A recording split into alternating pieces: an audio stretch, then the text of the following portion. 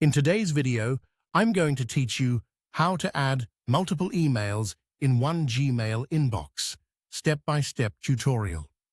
Let's get started inside Gmail. First, sign in to your Gmail account in a web browser.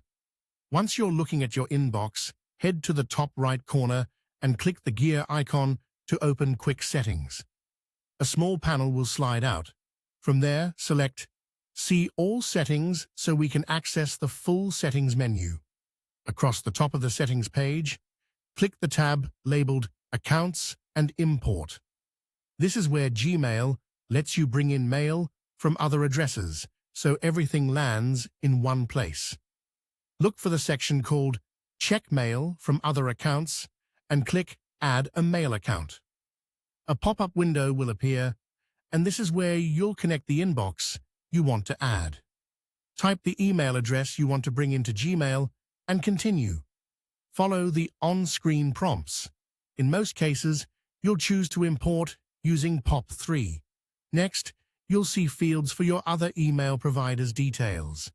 Enter the username, which is usually the full email address, and the password for that account.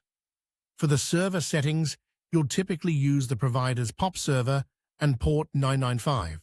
Make sure you check the box that says Always use a secure connection, SSL. This keeps your login and messages encrypted while Gmail fetches them. You'll also see a few helpful options here. If you want your original mailbox to keep its copies, select the choice to leave a copy of retrieved messages on the server. To keep things organized in Gmail, consider applying a label to incoming mail from this account so you can instantly tell where each message came from.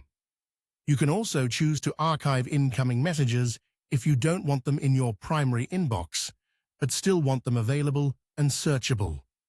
If you run into an error at this stage, double-check the POP server address, your username, and your password. Some providers require an app password when two-factor authentication is enabled, and you can usually find POP settings on your provider's help page.